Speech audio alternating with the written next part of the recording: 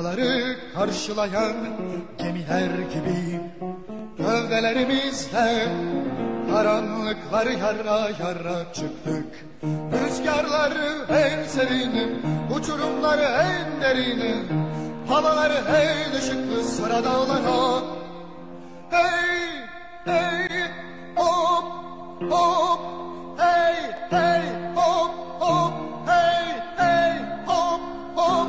Dostların arasındayız, güneşin sofrasındayız. Dostların arasındayız, güneşin sofrasındayız. Good afternoon. It's me again. Sorry. And thank you for those of you who managed to stay so long and to listen to all this. So I'll try and make this interesting. Okay. So today I'm going to talk about counting particles in liquids. Particularly I'm focusing on injectable drugs, but I'll touch on some other applications as well.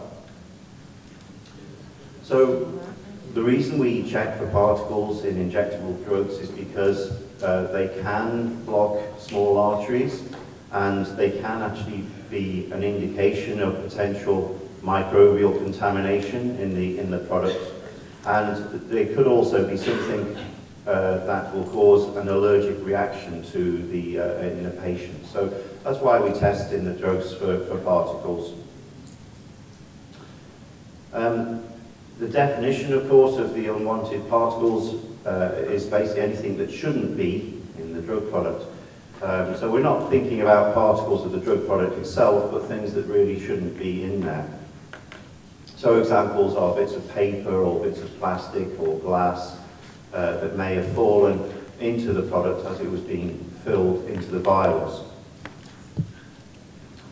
So apart from testing in the injectable drugs, there are other uses for particle counting. You can look for process contamination studies. So I know one company who were finding that they were getting large numbers of particles in their injectable drugs. And they did a study and they worked their way back through the production process. And they found that, in fact, the particles were coming from their water for injection system, where small parts of the seal in the pipeline were breaking off and getting into the water for injection and then finding their way into their final product. So, in fact, what they've done now is they've put one of these instruments online on their water for injection system to make sure it doesn't happen again. So they can be used not just for final product testing, but also for researching and root cause analysis in your production line. They can also be used for decomposition studies, stability testing. They can of course be used for testing deionized water or water for injection. And I've seen other applications for precision cleaning, where a product like a medical device is being cleaned, and the way that they define that it is clean enough is by testing the water for particulate levels. So lots of medical devices now, stents, pacemakers, they need to have a certain level of cleanliness. And of course there are some medicines which are designed to be transported into the patient as a particle, such as an inhaler for asthma, or things like that. The particle size has to be the right size to penetrate into the lungs correctly. So in some cases these devices are used for testing the drug particle size, not contamination particle size. There are chapters in all the pharmacopoeias for testing for particulates in final drug products.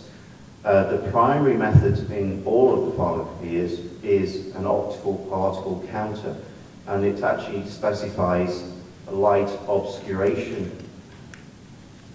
as the technique.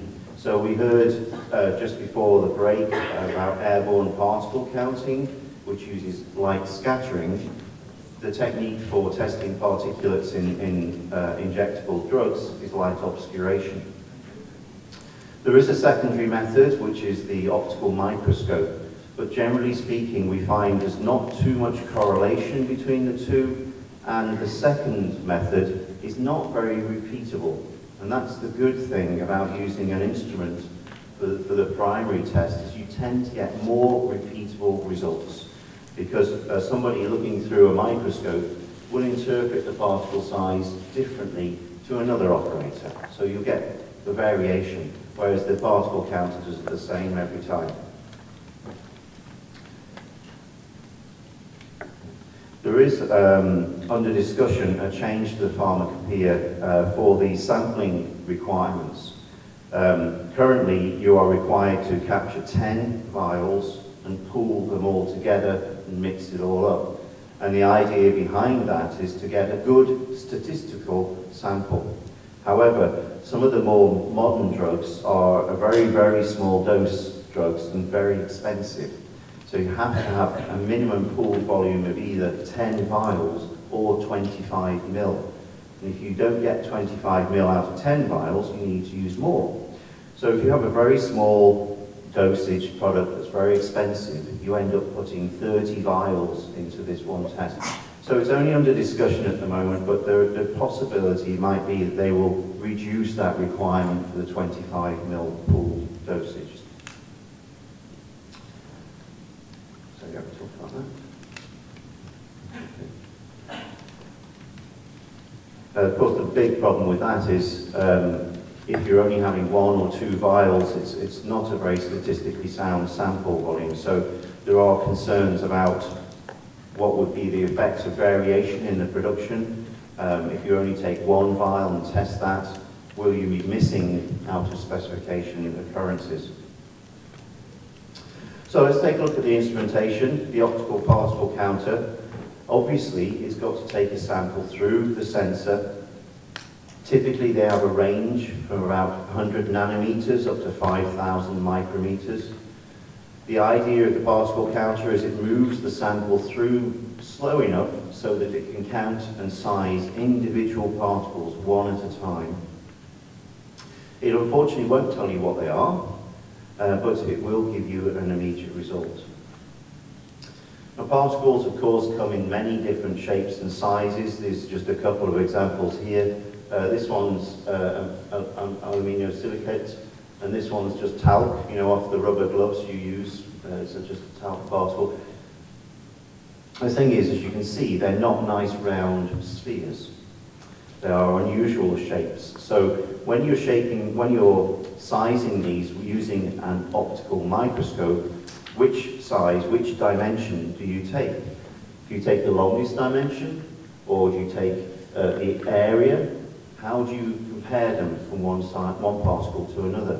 So what an optical particle counter does is it takes an equivalent as if it was a sphere. So that's how it does it. Bit of a problem with protein-based products. Actually handling the protein-based product can actually alter it. Agitation and heat and light can change the way the parts all clump together. Shear forces, so what we've got here is a long-chain protein molecule which we could be breaking into smaller particles. Very difficult to measure these. One of the biggest problems is aggregation.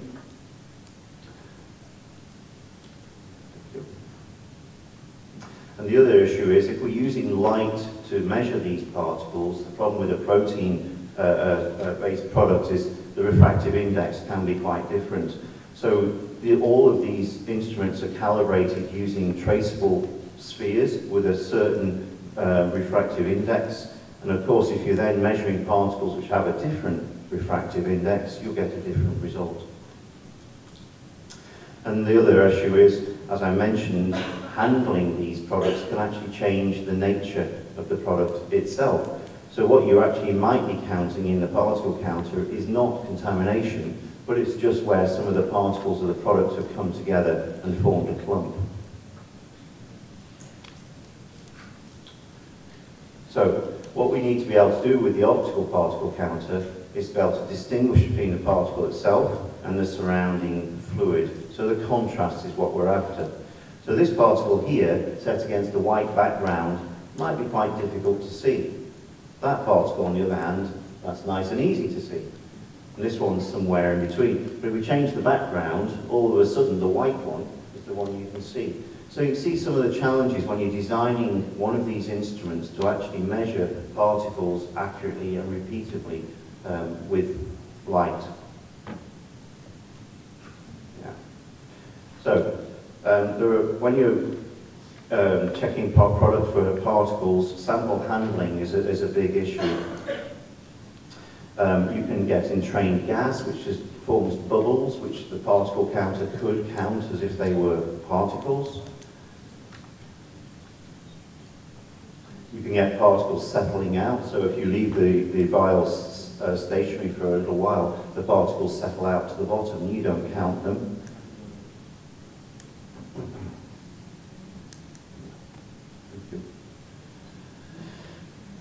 Temperature can have an effect on it, as settling can and probe position. So, oops, there we go.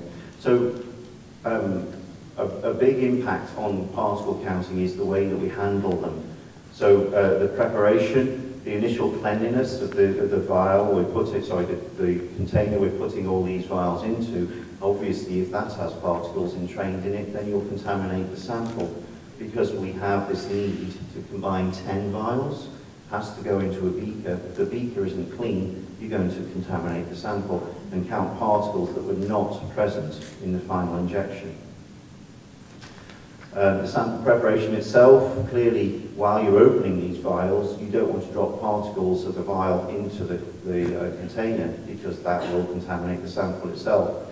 You need to remove any entrained gases, any bubbles, and also different liquids. So if your liquid is more of an oil-based liquid and you're cleaning your glassware with water, then they're immiscible. And the water will effectively sit inside the oil base as if it was a particle again, and you count it as a particle. And of course, as I mentioned, settling, aggregation, and cavitation are also issues. So we talked about how do you size these particles. So this is the HIAC liquid particle counter, which you can see at the back here. This particle counter was the one that the United States Pharmacopoeia used to write the USP chapter on particle counting. And in the first stages, when the USP brought out the recommendation that you should use an electronic device, a light obscuration particle counter, it actually said in the Pharmacopoeia, such as might be purchased from companies like HIAC. Yeah, that was a pretty good bit of marketing. But that's come out now. But that basically shows you how they wrote it around this instrument. So most of the manufacturers making the particles that are used for calibrating these instruments use a HIAC as their benchmark instrument. So it's well acknowledged within the industry. In fact, is there anybody here from GlaxoSmithKline, GSK? Nobody here from Glaxo? No. Okay, well I know that their internal quality document says use a HIAC, so that's their global quality document. GSK have got around 85 production sites across the world, and the standard is HIAC. So this is the new HIAC. It's a new version of the older one. We improved the sample mounting for it. We also put in some error detection, so the instrument itself will look for entrained bubbles and things like that, and it will warn you that there are bubbles in this solution. It's based on the same technology. It doesn't look vastly different to the old one because the old one was good, so we just improved it slightly. And it allows you to do a lot more of your own tests. So the old one was based purely on pharmacopoeial testing. The new one is a little bit more flexible. So if you have in your product marketing release, you have a certain type of test you have to do, you can put that into the software now with this new device. Now there's two techniques you can use. I mentioned earlier, we've got light scattering, which is typically used in an airborne particle counter like the MET1 particle counter you can see over there. Light obscuration is generally used for liquid particle counting. Sometimes people call light obscuration as light extinction or light blocking, which I think is a bit more descriptive of how it works. So we draw a sample through the sample tube here. There is lenses here, a detector, and a light. So we pull the particle through. I always have to wait for this bit because the animation is slow. Ah, here it comes. Okay, particle. Here's my particle coming through. The particle goes into the beam of light. It blocks some of the light from the detector. So we've got the light coming out from here. The particle is causing a shadow on the detector here. And the detector turns that into an electrical signal. The bigger the shadow, the bigger the electrical signal. So this is how we size the particles with an obscuration particle counter. And just like air particle counters, as I mentioned, the bigger the electrical signal, the bigger the particle. Now, if we compare that with a light scattering airborne particle, such as the MET1 uses back here, that has a similar sort of idea. We've got a laser diode for our light source, we've got a detector up here, and we pull particles through, and we look at the light scattered off them. So there's our particle going through, and it's scattering light. The mirror collects it and reflects it up to here. So unlike blocking the light, this time we're collecting the light. And again, the instrument turns it into an electrical signal. Now, the advantages with a light scattering is it's got very good low sensitivity. So if you are looking for very small particles, it's a good technique to use. It works with a wide range of sample concentrations. It's pretty good at rejecting false counts, and it can work at a very high flow rate.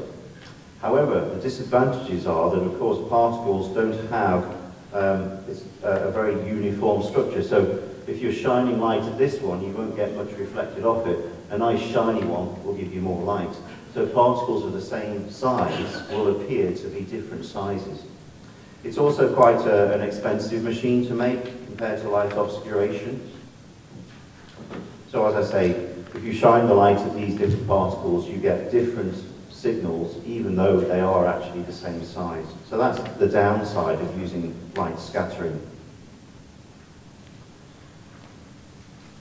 So some general comments on using a particle counter for sizing particles. They don't actually give you the longest dimension, they just give you an equivalent dimension, as if it was a sphere. You will notice if you compare results from a microscope with results from the electronic instrument, you will get differences. And it's because of the way that the the instrument interprets it as if it was a sphere, whereas somebody looking through a microscope would perhaps look at the longest dimension.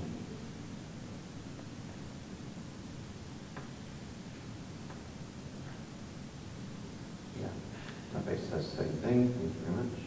You can see here actually just an example that's we buy the particles in from a certified laboratory who provide them all with a normal distribution, but a very, very small distribution. So they're very tight. They're not all exactly the same size, but they're pretty close.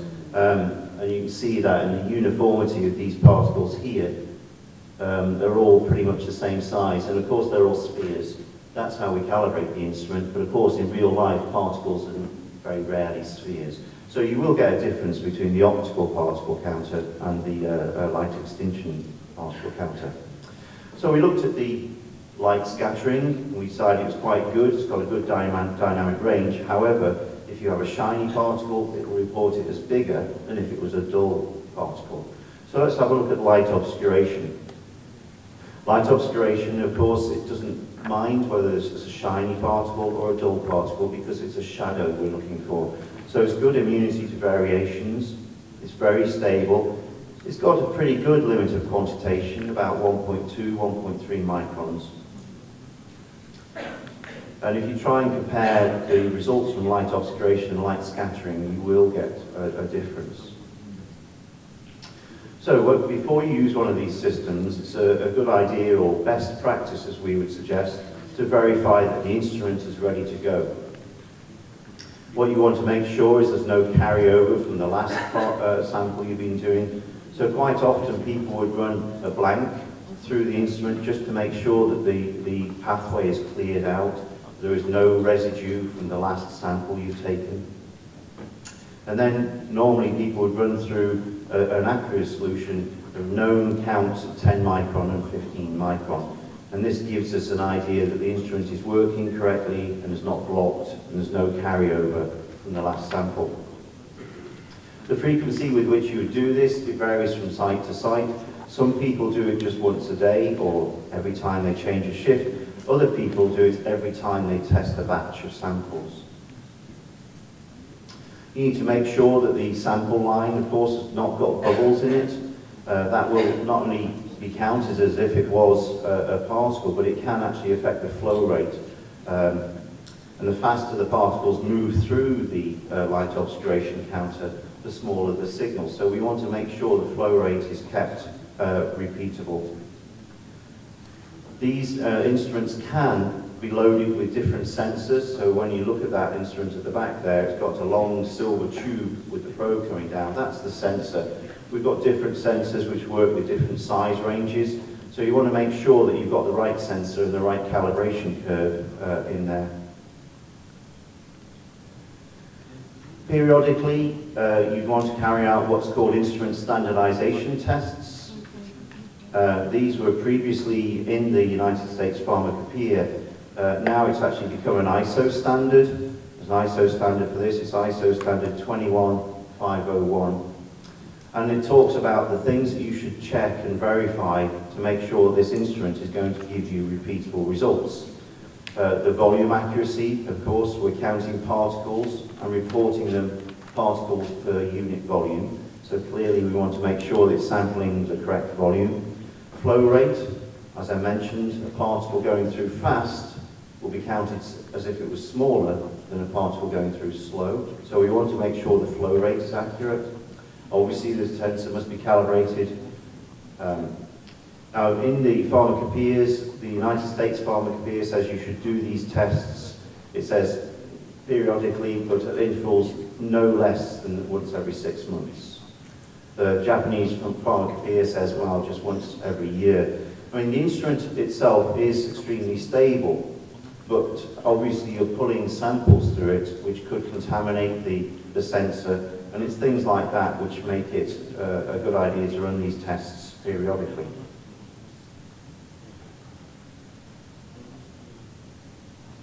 I mentioned that already. Okay, so when we're looking at our samples, what could be considered as contamination? Obviously we're looking for particles, but as I say, if you have a gas in there or another liquid which is not immiscible with the one you're sampling, they too will be counted as if they were contamination. So true particle sources, residues of glassware. If you've got a vial and you're breaking it open to pour it into the container, bits of glass may fall off. So you want to keep that away from it. The air itself, in many cases when I've gone to a quality control laboratory, they have what they call the HIAC room, which is a room where they control the environment, the ambient air, they filter the incoming air, and the instrument itself is kept on a laminar airflow bench. And they're trying to stop any contamination which may be in the air from falling into the product and producing a false negative when you're testing it. If you bear in mind that humans shed their skin once a month on average, so we're shedding thousands of skin cells every day, which could fall from the operator into the product. So it's a good idea to put these instruments in a laminar airflow bench because that will keep all that contamination away from the sample.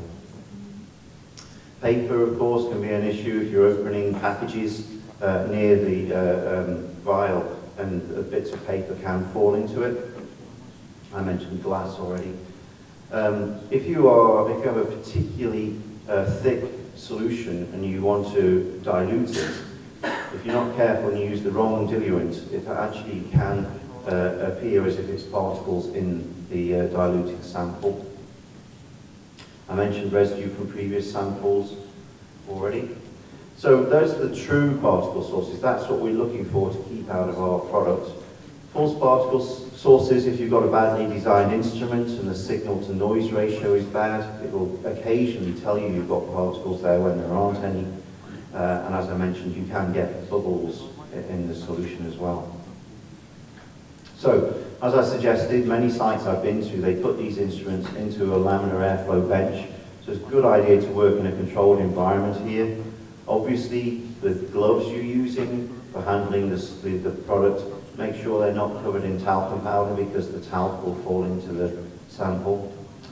Every time you turn a tap on a purified water still or something like that, the very act of turning that tap will cause friction and cause particles. So it's a good idea to turn the tap and let the water flow for a short period before you use that water.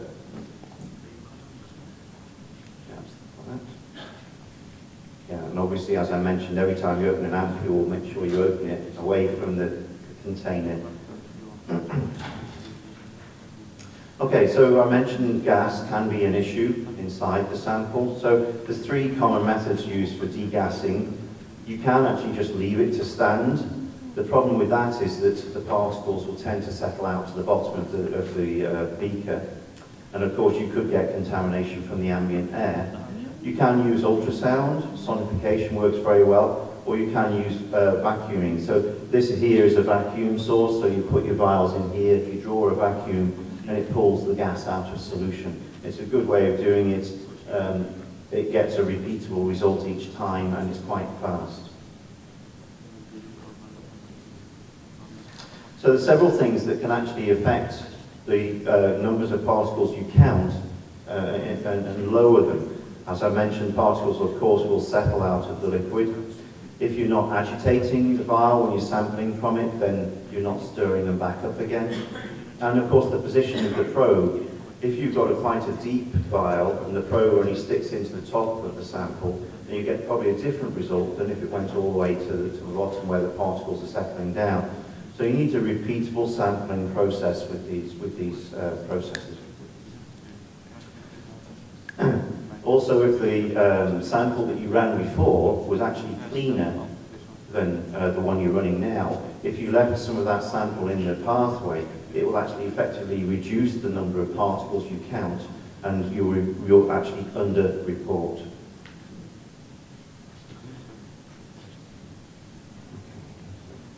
So aggregation of products. If you leave products for a long time, particularly at high temperature, some of the smaller particles tend to aggregate together, they tend to clump together. Light can have the same effect, so if you put it in a strong light, some materials will tend to then clump together. And so what you end up with is submicron particles clumping together to form a larger particle, which you might count as a 10 micron particle, which is then a bad thing. It's actually just several smaller particles all clumped together. One way you can check this, if you all of a sudden you're finding you're getting higher counts than you're used to getting, one way you could do this is actually use the counter to profile the smaller particles. So if you had a good batch, and you look at the smaller particles, the number of them, if you find in the bad batch there's fewer of them, then it's a good indication that probably what you're seeing is aggregation. The smaller particles are clumping together in this bad batch and forming bigger particles. So by measuring the smaller particles between the two batches and seeing the number of them, you can get an idea if that's what the problem is.